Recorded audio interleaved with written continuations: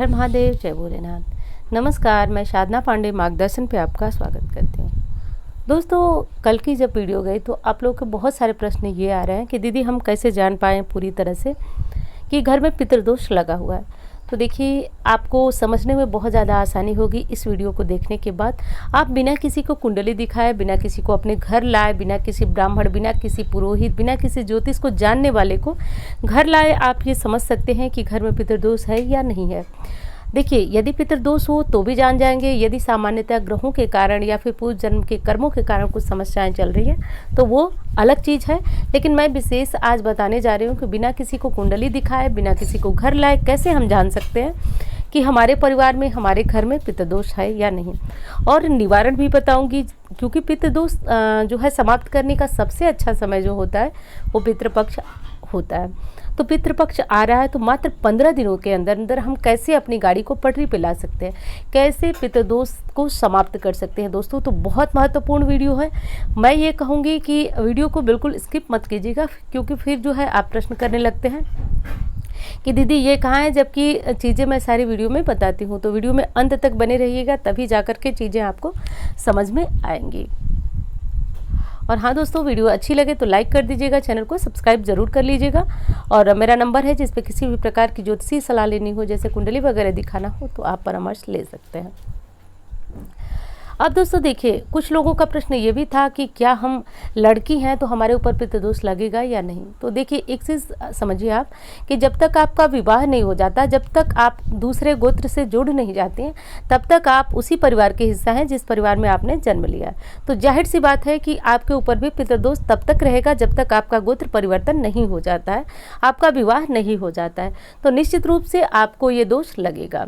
दूसरा प्रश्न था कि दीदी जो है हम अकेले हैं, यानी कि अपने माँ की अकेली संतान है, माँ पिता की, और माता पिता नहीं हैं, तो क्या हम श्राद्ध कर सकते हैं या नहीं।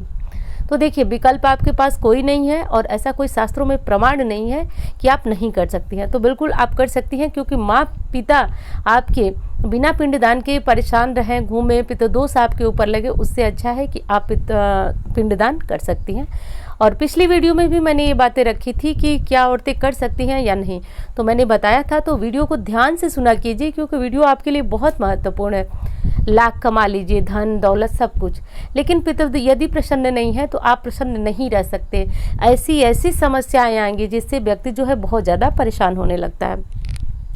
अब चलिए बात कर लेते हैं कि क्या ऐसा हो तो हम समझ सकते हैं बिना किसी को दिखाए, बिना किसी को बताए कि परिवार पे पितृदोष लगा हुआ है। देखिए, यदि परिवार में 4 संतानें हैं, 2 संतानें, आपस में बहुत ज़्यादा मतभेद रहता है, बच्चे आपस में एक दूसरे का मुंह देखने को तैयार नहीं हो, हमेशा परिवार में एक चाल टाइप का माहौल, चाल का मतलब कि जैसे एक माहौल होता है जैसे कोई किसी को धोखा दे दे, इस टाइप का माहौल होता है। परिवार में परिवार जैसी स्थिति नहीं बनी रहती है। बच्चे बड़े हैं, छोटे हैं, या फिर आप ही 2 भाई 3 भाई हो गए, दोनों तीनों का परिवार है, तो परिवार में परिवार की तरह प्रेम नहीं बल्कि दुश्मनों की तरह अंदर अंदर से व्यवहार होगा। साथ तो हम रहते हैं, लेकिन हमारे प्रति, किसी के प्रति जो है मन में एक जो अच्छा विचार होता है वो नहीं होगा। यदि ऐसा है तो आप बिना किसी को कुंडली दिखाए समझ सकते हैं कि आप कहीं ना कहीं पितृदोष से ग्रसित हैं। क्योंकि मानती हूँ कलयुग है, लेकिन इतना घोर कलयुग नहीं है कि आपस में हम दुश्मन बन बैठे।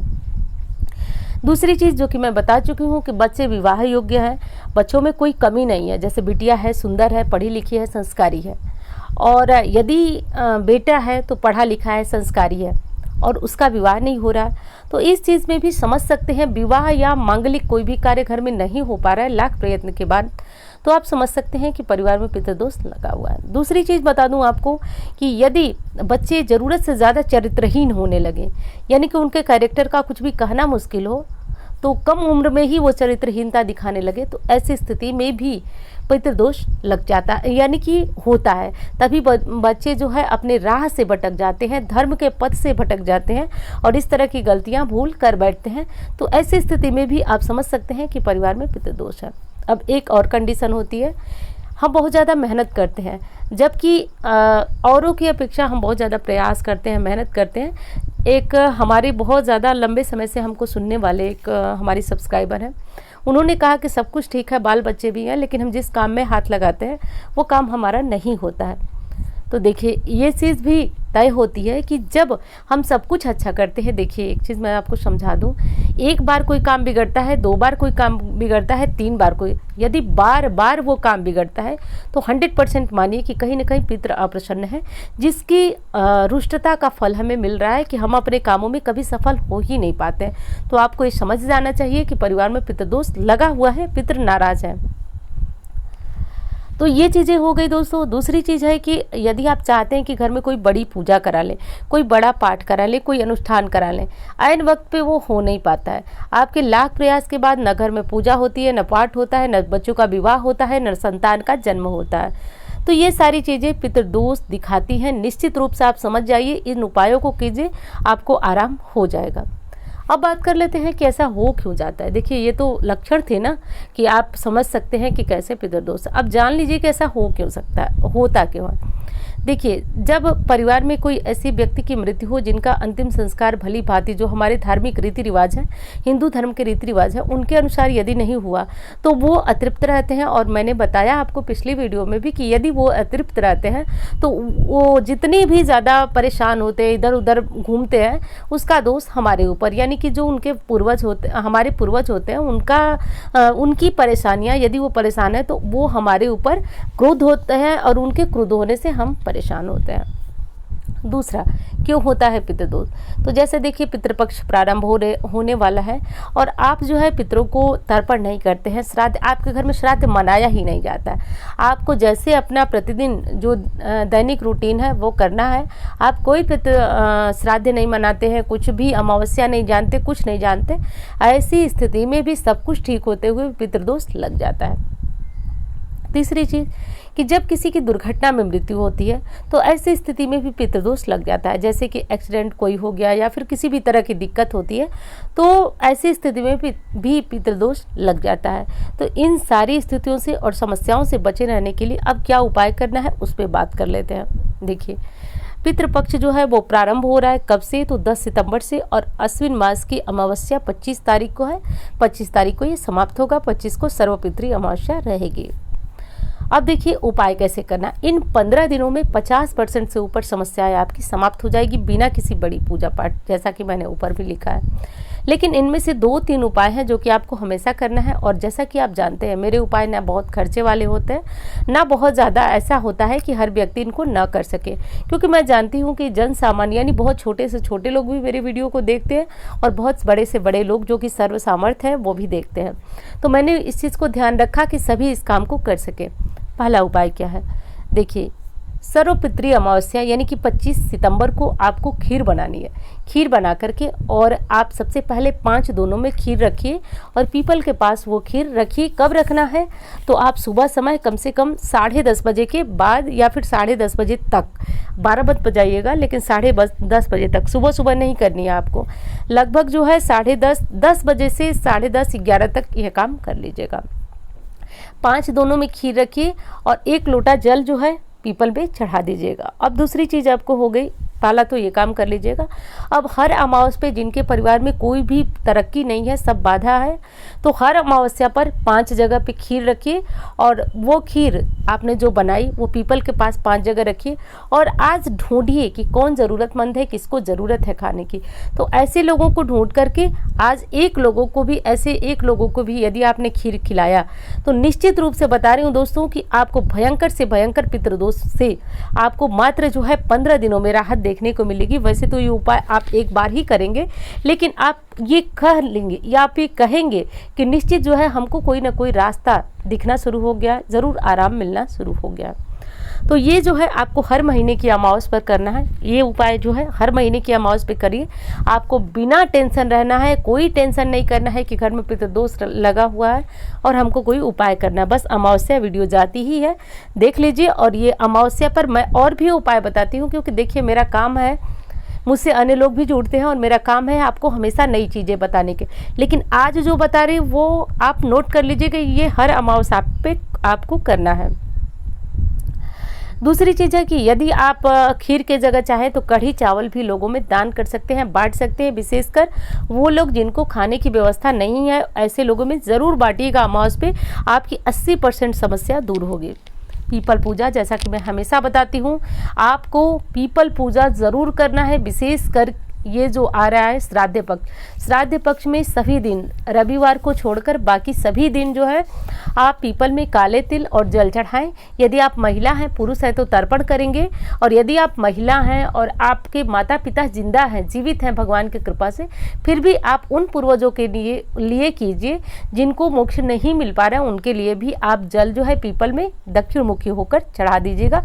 पूरे पितृपक्ष, ये काम सिर्फ पितृपक्ष में करना है, अन्य दिनों में आप सिर्फ अमावस्या को कीजिएगा, बाकी पितृपक्ष में पूरे पितृपक्ष इस काम को कर सकते हैं। अब देखिए, भागवत का पाठ, यदि घर में भयंकर पितृदोष लगा हुआ है और कोई उपाय समझ में नहीं आ रहा है, जब आप पूजा कराने जा रहे हैं तो बहुत ज़्यादा उपाय आपको पैसे बताए जा रहे हैं, तो ऐसे में यदि संभव हो तो भागवत का पाठ एक बार अपने घर में करा लीजिए। अब ये लग रहा है कि आप नहीं करा सकते, उतने पैसे नहीं, व्यवस्था नहीं है, तो आप खुद भागवत का पाठ करना शुरू कीजिए। जितना आपसे हो सके आप लहसुन प्याज का त्याग करें और धीरे धीरे करें दोस्तों। ऐसा करने से पितरों को वैकुंठ धाम की प्राप्ति होती है, और जब वो सुखी हुई तो आपको सुखी होने से तो कोई बचा ही नहीं सकता। आप तो निश्चित वैसे ही निहाल हो जाएंगे, क्योंकि जाते पितर आपको निश्चित रूप से वरदान देके ही जाएंगे। देखिए, अब ये काम आपको भागवत का पाठ आप चाहे तो पितृपक्ष में करें, वैसे तो समय लगेगा आप करेंगे तो, लेकिन धीरे धीरे करते रहिए जितना हो सके उतना। हमेशा अपने पानी के मटके पर एक दिया, हर दिन नहीं रख सकते तो कम से कम पितृपक्ष के 15 दिन ज़रूर रखिए, और हमेशा जो है अमावस करिए। आप समझेंगे कि बिना किसी बड़े उपाय के आपको पितृदोष जैसे भयंकर समस्या से मुक्ति मिलनी प्रारंभ हो जाएगी। और हाँ दोस्तों, एक चीज़ और अंतिम में आपसे कहना चाहूँगी, देखिए तर्पण जरूर कीजिए। शास्त्रों में बताया गया है कि मात्र पितरों को जलांजलि देने से व्यक्ति पापों से मुक्त हो जाता है। बहुत ज़रूरी है इस चीज़ को करना, इसलिए आप इस चीज़ को समझिए और पितृदोष से बचने के लिए, अपने जीवन को सुधारने के लिए, आगे की हमारी वंशज इन पीढ़ियों को, देखिए आज हम इन चीज़ों को नहीं मानते तो कल हमारे बच्चे भी इन चीज़ों को नहीं मानेंगे, क्योंकि हमने वो चीज़ नहीं दिखाई। आप किताबों से ज्ञान कभी बच्चों को नहीं पढ़ा सकते, इस चीज़ को मान लीजिए। किताबों से कभी भी बच्चे नहीं पढ़ते हैं, बच्चे किस चीज़ से पढ़ते हैं? हमारे आचरण से। यदि हमारे घर में भक्ति भाव, पूजा पाठ, जैसे दान पुण्य, इस तरह का माहौल है, तो बच्चे बिना आपके कहे उसी रास्ते पे चलेंगे। उनको पता है कि हमारे माता पिता किस तरह से करते हैं, वो वही करेंगे। यदि आप खुद कुछ नहीं करते हैं, सिर्फ बड़ी बड़ी बातें करते हैं बच्चों से, तो देखिए बच्चे भी ये चीज़ें समझ लेते हैं, धीरे धीरे महसूस कर लेते हैं, तो वो बड़ी बातों को नहीं बल्कि आपके आचरण को अपनाते हैं। इसलिए ध्यान रखिए, आप यदि अच्छा करेंगे तो आपके बच्चे बिना कुछ कहे उन नियमों का पालन करेंगे। तो वीडियो कैसी लगी बताइएगा ज़रूर दोस्तों, और अच्छी लगती है तो लाइक कर दिया करें और चैनल को सब्सक्राइब कर लीजिए, क्योंकि आगे भी इस तरह की जानकारियाँ आपको मिलेंगी जो कि बहुत पैसे खर्च करके आपको मिलती हैं, या फिर बहुत सारे पैसे इन चीज़ों को बताने के लिए आपसे लिए जाते हैं। तो ऐसे उपाय के लिए, ऐसी जानकारियों के लिए आप चैनल को ज़रूर सब्सक्राइब कीजिएगा। और दोस्तों, कोई बहुत विशेष ज़रूरी हो, कोई लगता हो कि नहीं आपको मुझसे बात करना हो, तो ही आप इन नंबरों पे संपर्क कीजिएगा, और मुझसे जो है कुंडली वगैरह दिखाना हो, कोई बहुत बड़ी समस्या हो, दिखा सकते हैं। चलिए मिलती हूँ इसी तरह की वीडियो के साथ। धन्यवाद।